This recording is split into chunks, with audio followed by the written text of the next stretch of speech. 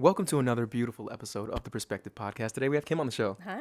How you doing? Thank you Good. so much for coming on. Yeah, thank you for having me. Absolutely. So, if you're just tuning in, if you're a seasoned vet and watching the show, the podcast is about adversity and hardship that you've experienced to kind of gain some insight. Maybe these situations pertain to you, and we're going to learn a little bit about Kim's situation and some adversity she's faced, but really just the resilience she has as well. Yeah. Yeah. So I want Kim to open up and tell us a little bit about her story and, some major things that you feel you would like to share, what you feel, kind of shapes you and defines a little bit about who you are. Okay. All right. Well, I guess we'll start with I'm 28.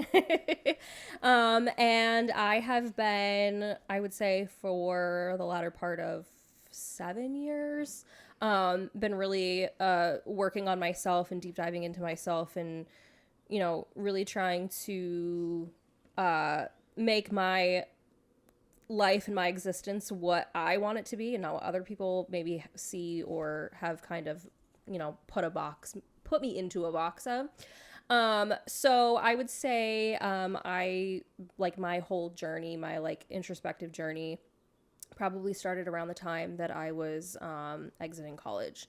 So the whole thing started with I was in a class, I was in a field that I really wanted to be in, and I had an outlook for my life on, and a lot of my professors that were there were really just like, this isn't a good fit for you. I don't think that this is something that you're going to want to do. You can't do. And it kind of put me in, I would say a slump. I was just kind of, working. I was a waitress at that point. I was a waitress at Hooters of all places. So you can imagine like what my self-confidence was. You think that somebody, would be really self-confident. But I wasn't, and I didn't know what I wanted to do with my life. And at that point I had been, going through like a really tough breakup and just kind of trying to figure out who I was. And then I entered the profession that I'm in now, which is with my dad, which is chimney sweep and masonry. So when I started, I was on the road and I was working. I was running a van. I had a crew of men. I worked exclusively around men. I still work exclusively around men. There are women in the field, but they're not as active in the every, like day-to-day aspect of it. So a lot of them are, either, in an office or kind of just like a phone call thing or, stuff like that. So when I started, there would be a lot of, even just like showing up to people's houses for an appointment, right? Knock on the door. Hi, my name is Kimberly. I'm here to clean your chimney. Well, you're going to do that? Yeah. This is my assistant, so-and-so. And, I start walking them through the entire process, and they're just confused, right? They have no idea what's going on. Like, why is this 22-year-old girl saying that she's, here to clean my chimney? And then they would see me work, and I would explain all of these things to them. And at the end, like, I actually did have people apologize to me, men and women, all older than me, would say, I'm really sorry that when you showed up, I didn't really believe you. I was kind of in that, like, does this person know what they're talking about? I've had people ask me, do you know what you're doing? Yes, I know what I'm doing. That's why I'm here. But then, so as the years kind of progressed and my career progressed and I started learning more things and got more certifications and more licenses and more things like that, I became, more confident in myself and the role that I was playing in the company and in my career. And then, as that's progressed, I still have people who don't believe me, don't believe that I know what I'm talking about. And it happens, every time we do like a convention or, even still now, like customers on the phone, I'll be having a conversation with them and they're like, I would like to talk to your dad. I want to talk to a man, basically. They'll believe it if it's coming out of a man's mouth. They don't believe it if it's coming out of my mouth. So, and over the years, that's just kind of, I would say, hardened me and made me really learn that like there's really not anything that I specifically can't do, but if you're a woman, if there's something that you want to do, like you really just need to do it, basically. And that's kind of like how my story is and like what I try to tell you know, people throughout like day to day, like on my social media, through my business pages, like, you know, even still now, like customers on the phone, I'll be having a conversation with them and they're like, I would like to talk to your dad. I want to talk to a man, basically. They'll believe it if it's coming out of a man's mouth. They don't believe it if it's coming out of my mouth. So, and over the years, that's just kind of, I would say, hardened me and made me really learn that like there's really not anything that I specifically can't do, but, if you're a woman, if there's something that you want to do, like you really just need to do it, basically. And that's kind of like how my story is and like what I try to tell, you know, people throughout like day to day, like on my social media, through my business pages, like, there's really nothing that you can't do, no matter your age or your gender or like where you come from in your life. You just need to do it, basically. So you still get like the exact same responses that you did from day one? Oh yeah. Honestly, even more so now, as I would say as my look has changed, you know, I don't show up to work like this. But there's been multiple instances where like I did a it was on 22 News. They were doing like a fire safety week. And they asked me to come on and talk about chimney safety, fire prevention. And I showed up and I had like my hair was done and I had a nice outfit on and my makeup was done. And the first thing that came out of the like news, like the broadcaster's mouth was, this is what you do? You clean chimneys? That was the first thing that came out of her mouth. Live on the air. That's what came out of her mouth. So everybody's watching the news. I said I was going to be on the news. And that was like the first thing that anybody noticed was her saying that. How'd you handle it? Um, Where can we watch the video? I probably have it saved actually.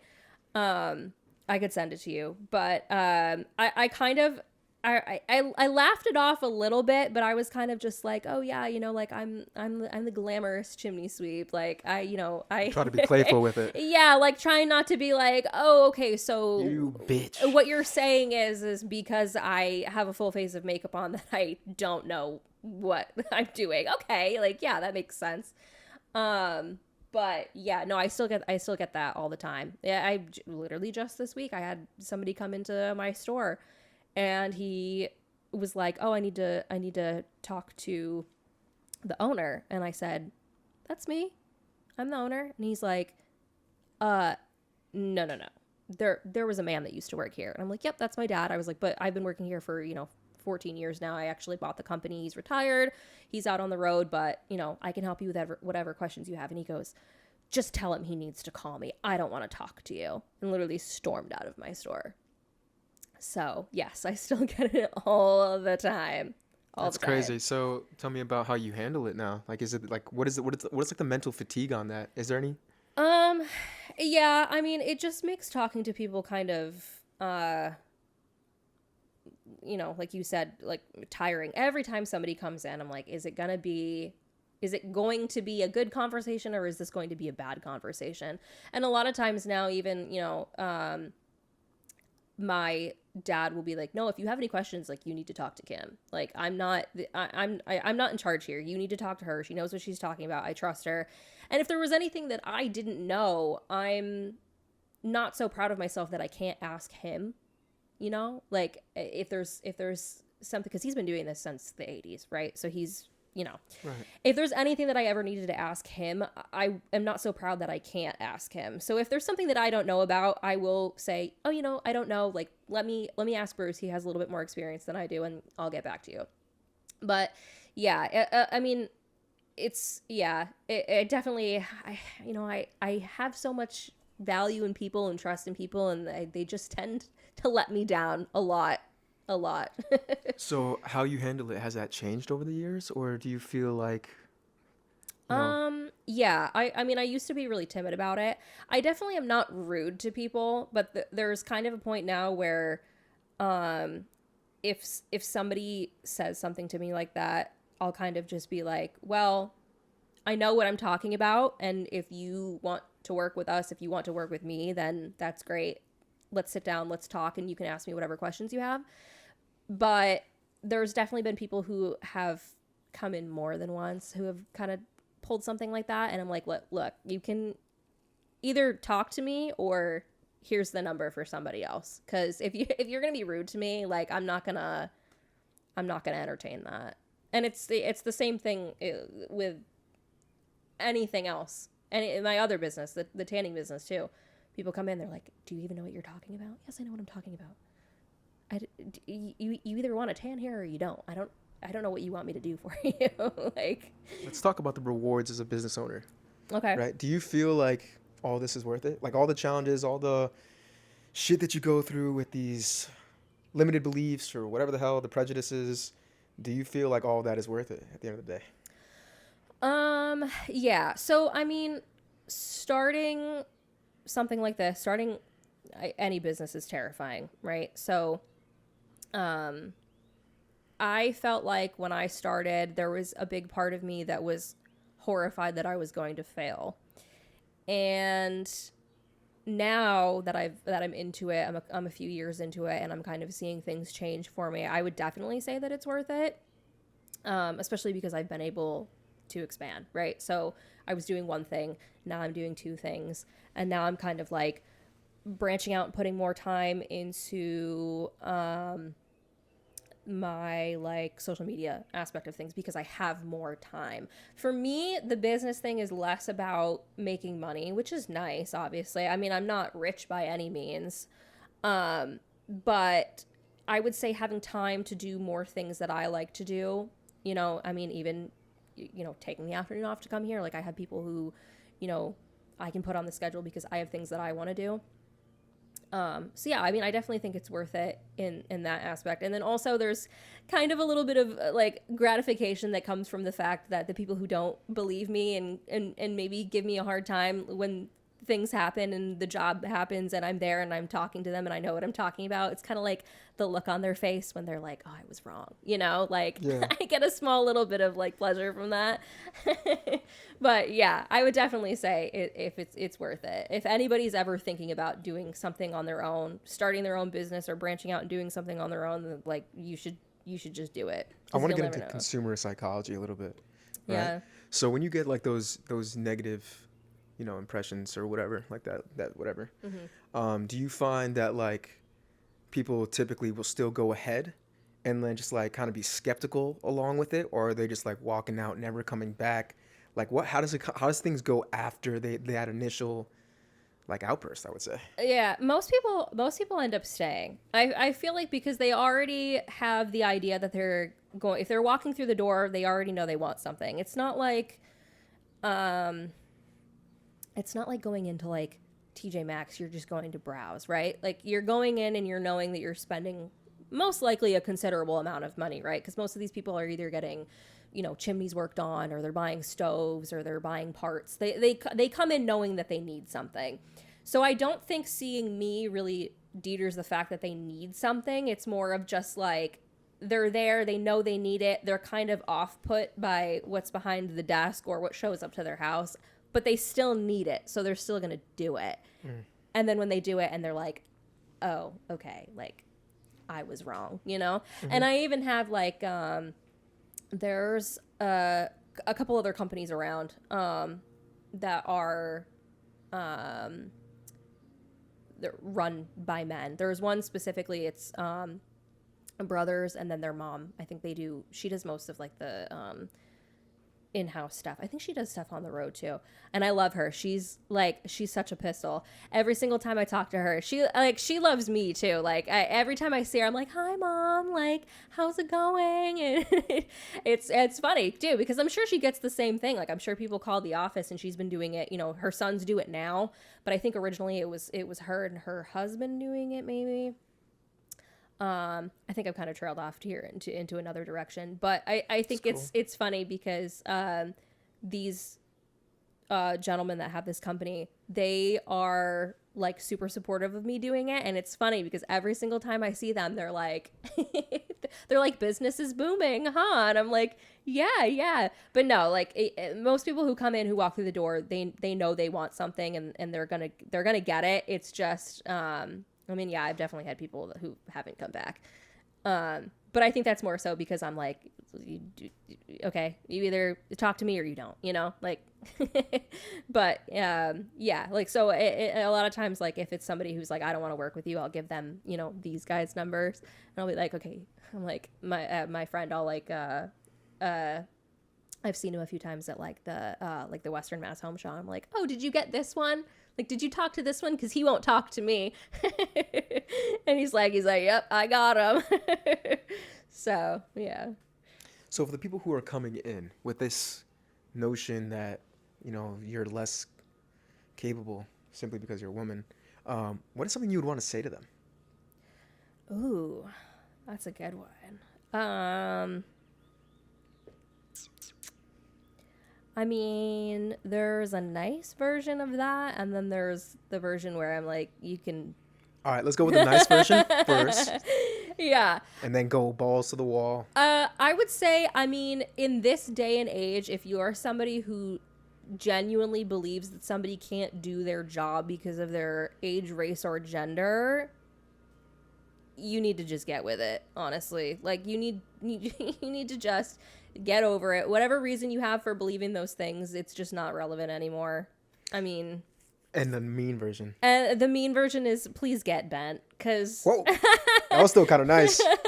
She was holding back on that one. I'm not gonna, like, wish ill will on anybody, but at the same time, it's like I don't, and it's, you know what, it's crazy too, because it's, I would say, age range from like 40s to probably like 60s or 70s is like real where like the disconnect happens, because I have some really, really old customers who love it. They love it. I show up to their house, they're like, hey, how's it going? Like they they've never doubted me for a second. And then I have, really young people who I show up and they're like, oh, really? That's awesome. Like, I've never seen like a woman chimney sweep before. That's crazy. Like, you can lay brick. Like, that's crazy. But yeah, no, it's just that like middle. What is that? Is that Gen Z or is that Baby boomers? I don't. No, I think baby boomers was like World War II. I think whatever generation that is. People. They really need to get with it, because unfortunately I feel like that's also the generation that's like big haters on the internet. Like like they're just unhappy all the time. Haters. Yeah, literally. Haters. Yeah, for sure. All right, so tell me, what about like your circle? Like, do you get that type of response, and do you have like a good community around you who's like very supportive, or do you notice that like people around you are a little bit more judgmental as well? Like, how does that work? Yes and no. So I would say that the people that you would think are really supportive of me are not. What do you mean? Like like who? I mean, I would just say like, I mean, it. Be real. I know. Say it. Or bleep it out. I want so badly for the people in my immediate family. I think they're happy for me, but I don't think there's not like an overwhelming sense of support. Like, even when I bought my dad's business, I would say probably 3 immediate family members said congratulations to me. How many do you have? Oh God. I mean, I got cousins, uncles, in-laws, their family members. And I see a lot of these people, like, we have, like family events and things. And I mean, yeah, a very, very limited number of them actually said congratulations to me. And I don't know if it's just like, there's no way you can't know, right? Like, if when you're all on social media, I'm announcing it, I'm saying like I'm taking these steps to do this and take over a business and work and start a career and all that. There's no way you don't know. So why not say anything, Like, so I would say like that immediate circle of people that you would think that should be overwhelmingly supportive are not, and maybe that's just because they're comfortable. But then on the other hand, I've got like friends that I've been friends with for, years and years and years. And they're like, they are ride or die. Like, they'll, repost everything I post, and, they'll comment on everything, and they'll share business cards, and they'll say congratulations. And even like small things that I can make in like comments in passing, I'll be like, oh, I just did my first, let's say I did my first 20,000, right? I did my first 20,000 in sales. Ride or die. Like, they will hype me up so much. And these are just people that like, I'm friends with, and like, even some friends that I have that I don't talk to on a regular basis will reach out that I don't talk to them every day. I don't talk to them every week. Maybe it's once a month. They'll reach out and they'll say, I saw this on social media. Congratulations. You're doing such a good job. They don't have to do that. But then, the people that I should have doing that I see on a regular basis could to me, kind of feel like they care less. So it's a little insulting. So that's why I've kind of really cultivated like who I surround myself with. And sometimes that means not talking to people, and that's, that sucks. But I feel like, sometimes cutting people off isn't a bad thing too, even though, it could make things awkward, but like, Gotta preserve your energy. yeah, exactly. We gotta give people grace too. You know what I mean? Sometimes it's very easy to cut people off. You know what I mean? But everyone has their own journey too, Yeah. and 4 years down the road, they might have a little bit of Yeah. light come their way. Well, I'm somebody who like pours a lot of time and energy into people and give people a lot of grace. And then when they hurt me over and over and over and over again, it's like at the end of it, I'm like, okay, like, You gotta get smart. I don't care about your feelings anymore. Really, I could kind of care less, honestly. If you don't want to be there for me, if you don't want to be a part of my life, then that's fine. But whatever, like it's not gonna. If you want to come back, then fine. But at this point, I mean, and I would say in the last year since I have opened the tanning salon specifically, I have really, really cut a lot of people off.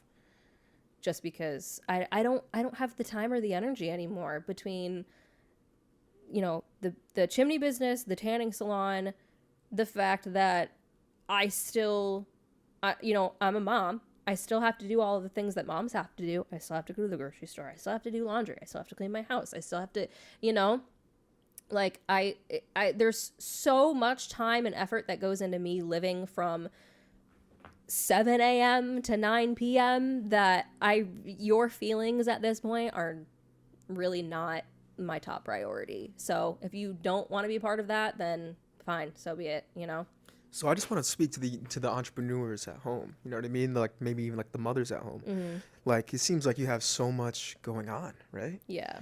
How do you manage to battle being a mother and being an entrepreneur with 2 businesses? Oh, it's tough. I feel like, so a lot of times on social media, and this is probably going to get a little bit rambly from me. Oh gosh, I'm kidding. A lot of times on social media, I see there's this one fight betwixt mothers, we'll say. Betwixt, that's the first time. And it's, you have the working moms, and then you have the not working moms, the stay-at-home moms. Right. And for some reason, I don't know what it is. It literally should not be a battle, right? It really should not. War of the moms. A war of the moms. Honestly, I think mothers are some of the most judgmental, like, group of individuals I have ever met. I don't have that many mom friends because of what I do, and we'll get into that. But it's this one battle, right? So what I kind of get from both sides, having done both, because I have done both, like the stay-at-home moms are, they're putting everything into their kids, everything into their lives, everything into their husbands, and they're maybe not spending a whole lot of time focusing on themselves. Like they don't have anything else to do besides be a mother. I'm not saying that in a bad way. What if that's like what gives them fuel? What if the stay-at-home mom is like the fulfillment that you get from your businesses? Right. So, and like that, so that's where I'm getting to that. So the thing that I've noticed is, and it's not every stay-at-home mom, but this is like kind of the message that I have for that person, because I feel like I do see a lot of stay-at-home moms that I've had even in my own personal life that I've been, friends with. There's a part of them that believes that they have no identity left. Like there's nothing there. They don't have anything for them, and they want to branch out and they want to do something. And I've had like a lot of moms reach out to me like, oh, I'm a stay-at-home mom and I'm really interested in doing spray tanning. Right. I'd like to do that from home. Okay. Here are the tools. Here's the advice that I can give you for doing it. I think it's a great idea. I think you should do it.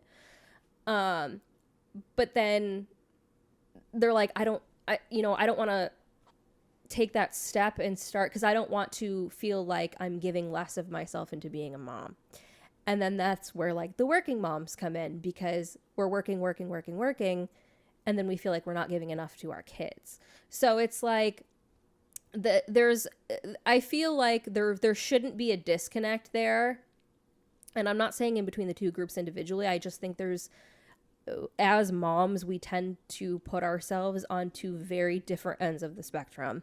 So you're either working really, really, really hard and you're having your own time and you're doing this and you're putting yourself in your career because you want to advance your career, but then you feel like you're not giving enough at home.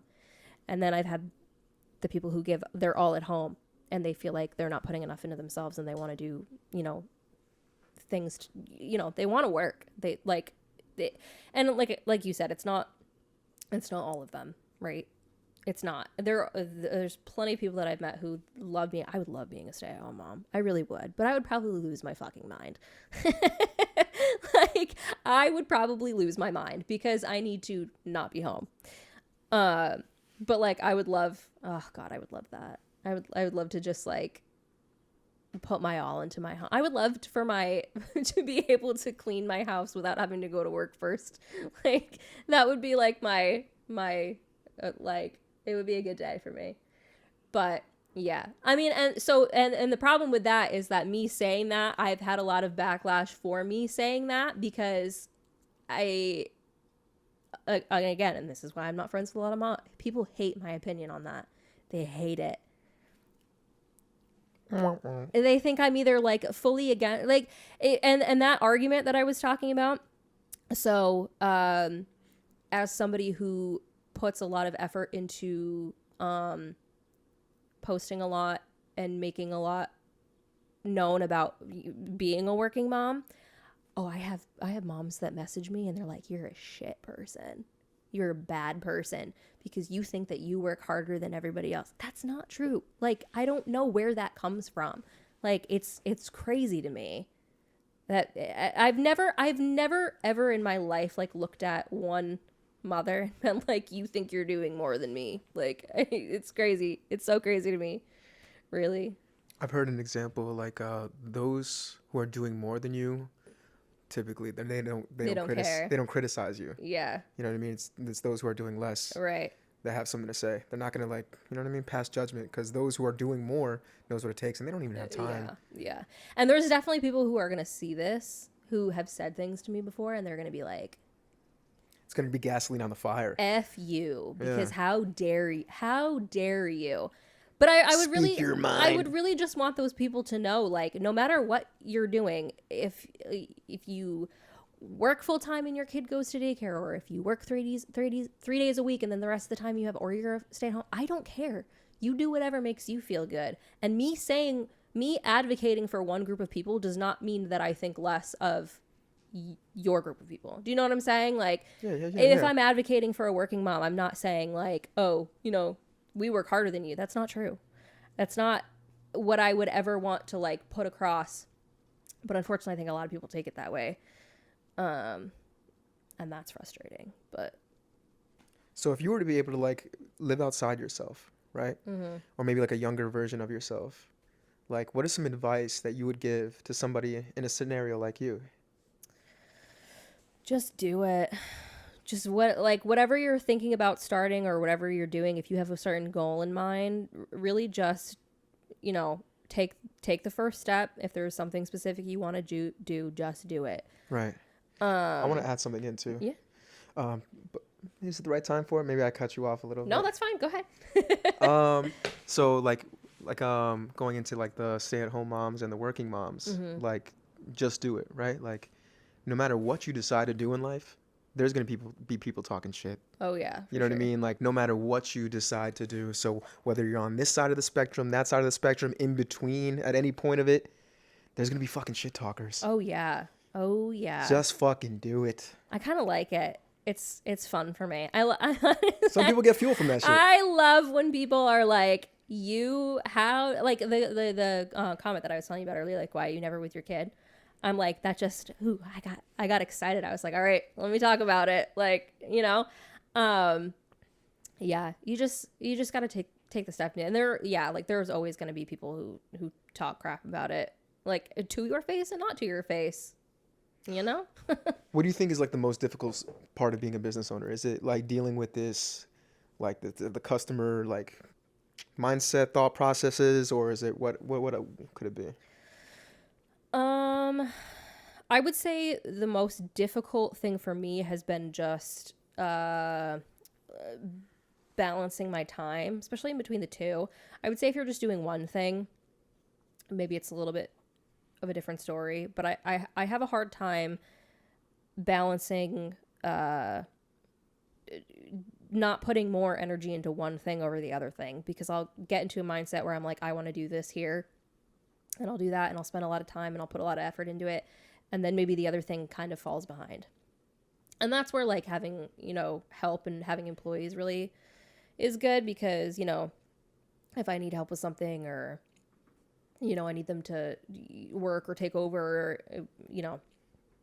yeah, I would say, yeah, just balancing my time, and then also finding time to do things socially for myself, like, because it never stops, that you're always doing so. There's always a customer that needs to get talked to, or there's always, and now like with so much on social media, like that's a whole nother aspect to it. So like Saturdays and Sundays, and days that I'm closed, or days that I'm off doing something on my own, I'm still on social media. I'm still posting. I'm still reaching out to customers. I have customers messaging me. I have customers texting me, calling me, you know, asking questions. The chimney sweep business is a little bit easier because that's a business number, so I have less people reaching out to me like for that. But the tanning salon, a lot of those people are booking appointments and asking questions through social media. So it really never stops. I have people message me at 11 o'clock at night. They're like, hey, I have a question about a spray tan. And I'm still answering. I'm still up. I'm still doing it. But yeah, I would say just like time balancing between the two, and my own personal life, and finding time to, go to the grocery store and clean my house and, whatever. Because a lot of times I'll come home too and I'm still answering email. It's just a lot of effort. If you're not somebody who is okay with constantly being busy and constantly doing things and constantly putting in your effort into something, then I would say it's not for you. Absolutely. This is like beautiful advice. I think we're getting a lot of insight from your mindset. Like, seems like you're extremely driven. It seems like you have not necessarily tunnel vision, but you're focused. You know Yeah. what I mean? You know how to block out the negativity going around. And I think that's going to definitely continue to bring you far. Thank you. And I think Yeah. a lot of people will be able to, what's it called? Not line, yeah, line, but relate. Yeah. I think a lot of people might be able to relate to that, or take something from that, Yeah. And I think this is like quality shit. You could like start giving like you could create like a whole separate page just off of like entrepreneur guides and Yeah. tips and stuff like that. Yeah. You know what I mean? Yeah. And I think it's healthy too to have a realistic mindset too. So if you're somebody who's looking into like getting into something,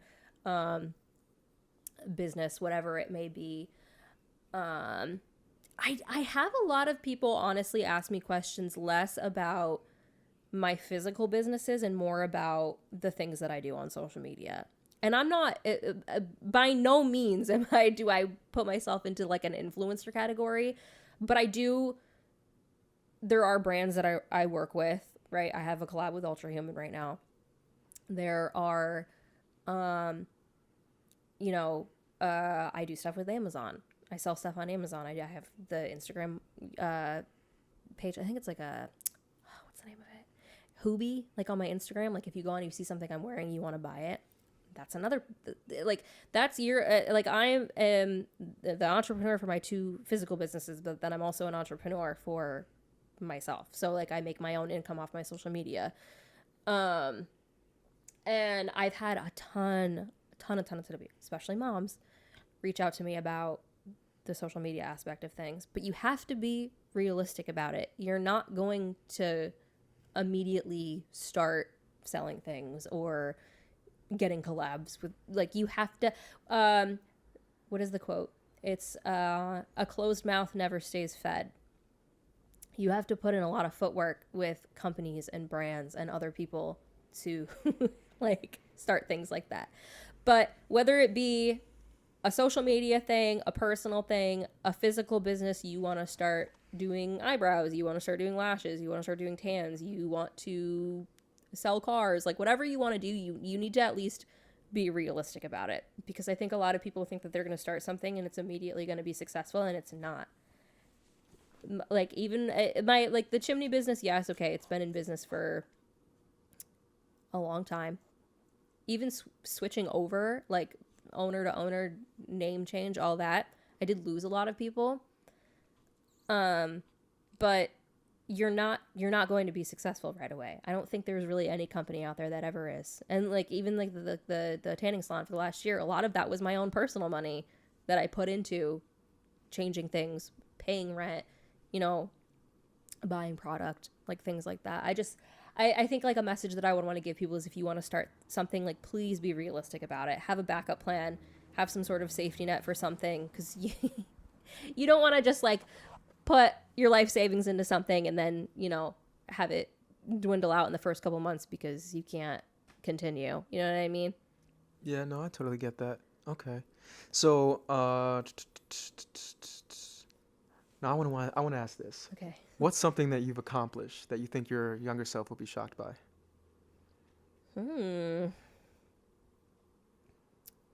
I would say, honestly, probably just working for myself. Having done that, having started, having been, because I never thought I was going to be somebody who was in charge of myself. I always thought that I was going to be just, you know, working at the Hooters, you know, like being a waitress or something like that. I would say, yeah, just like having my own thing, doing my own thing, making my own choices. I think my younger self would be like, okay, holy shit, like, you know, she's a bad bitch. She works hard. Because I never used to put that much effort into anything. I mean, I literally used to just roll out of bed, put on a face and makeup, go to Hooters and call it a day. Like, you know, Just kind of like floating through. yeah. And I, at some point that changed. When I started talking about it, the whole college thing, like people telling me that I couldn't do it, I feel like that's when I really started to. Do you notice, like, was it college that you started to get more like of this feedback of people saying you can't do shit, or were you experiencing that throughout your life and you feel like college was just like the breaking point? You're just like, I had enough, or did it start up in college? College, I would say, is where it started, and then as I started to tell people, no, I'm going to do it anyway, is when it really picked up. Like, I have never in my life faced more backlash than I have now, and I'm already doing it. I'm already being successful at it, and more people are less supportive about it than at the beginning. Right. You just got to keep on going and keep doing exactly what you're doing. People don't like when you're doing well, which is crazy, which is why you need to like cultivate a good group of people, because unfortunately people don't like when you succeed. I don't know why that's a thing, but I don't know if it's their own personal insecurity or their own, you know, whatever. I hear, you know, first you'll get criticism, then you'll get backlash, and then you'll get admiration. So keep on going. Keep on going. Be that example. Show that success. Yeah. And don't just do it for people. Do it for your children. Oh, you know my God, yeah. Do it for yourself. You know what I mean? Get that fulfillment. Yeah. And seems like you got a nice little head on your shoulders, good focus. Yeah. And I think a lot of people can learn from your journey. Yeah, thank you. So for those who are watching, I want you guys to go give Kim a follow. Go check out her socials. We'll link those down below. And is there anything that you want to address and say to the audience members that are viewing right now? No, I don't think so. Just, you know. You guys got it. If you want more, you know where to go. Thank you guys so much for tuning in. And if you have any questions, please leave them down below. And we'll see you in the next one. Bye.